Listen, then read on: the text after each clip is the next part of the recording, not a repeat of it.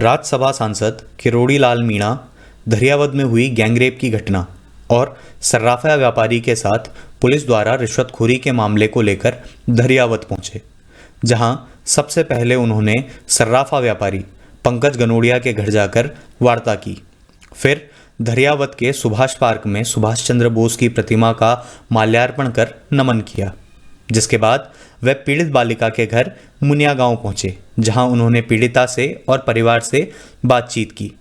इसी के साथ उन्होंने पीड़िता को 1.25 लाख रुपए राहत राशि देने की घोषणा की और पीड़ित नाबालिग बच्ची को सरकारी नौकरी दिलाने की मांग की। ये जो सरकार ने कुछ भी दिया है ऊँट के मुंह में जीरा, आर्थिक सहायता के नाम पर, वो तो ST/SC का जो एक्ट 3 एक्ट है, ST/SC अत्याचार अधिनियम, उसमें प्रावधान है। मैंने ऐसी घटना थाना गाजी में हुई थी, जिसमें बड़ा आंदोलन हमने किया था।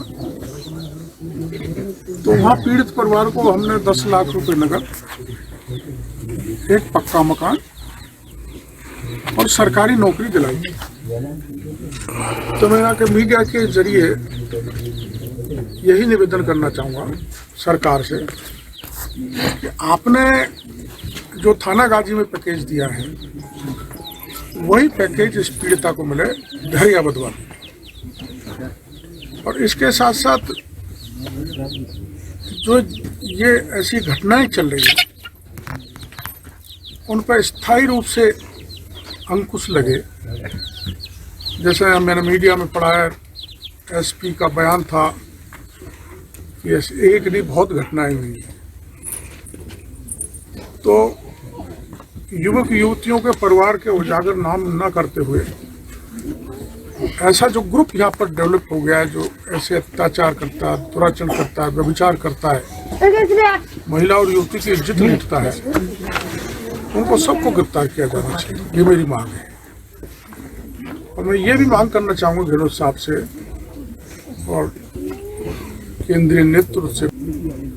तो माननीय मुख्यमंत्री जी ने न तो अलवर की घटना पे गए,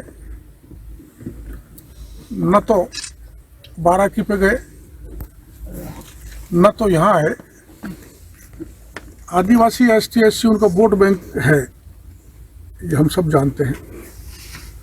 तो मुख्यमंत्री जी एक बार यहाँ दरियावद आके झोपड़ी में देखें कि किस तरह की दरिंदगी उस बच्ची के साथ हुई है, और जो पुलिस नीचे से लेकर ऊपर तक इलाज नहीं कर पा रही, चाहे नशीली चीजें हो, चाहे शराब हो, चाहे और यहाँ पर मादक पदार्थ हो, उनका धंधा बड़ा पैमाने पर चल रहा है, जिसके कारण अपराध बहुत बढ़ रहे हैं। उसको यहाँ की पुलिस रोक नहीं पा रही। चाहे अफीम का धंधा हो, चाहे स्मैक का हो, कुछ भी हो, उस मादक पदार्थ में यहाँ इतने अपराधी निकले आए और पुलिस उनसे मिली हुई है। उस पर तो आप कार्रवाई करो ही, लेकिन आपको संवेदनशीलता दिखाते हुए इस युवती जिसके साथ गैंग रेप हुआ है, आकर आप सुनोगे तो आपका दिल रो पड़ेगा, तो आप कुछ कर पाएंगे। नहीं तो मैं जानता हूँ सरकारी अफसर ऊपर क्या फीडबैक देते हैं। आपको फीडबैक अब हम देंगे यहाँ घूम घूम के। न्याय की आशा हमको इस सरकार से लगती नहीं। ऐसे संवेदनशील इसमें SP आएगा, कलेक्टर आएगा घर पे?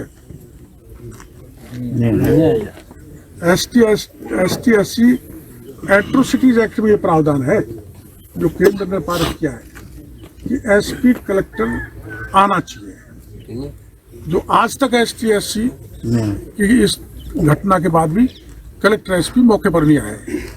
ये संवेदनहीनता दर्शाता है सरकार की और सरकार के अधिकारों की। और किसी बड़े के साथ कोई घटना हो जाती तो SP कलेक्टर ही नहीं, सारा DG IG यहीं घूमते रहते हैं।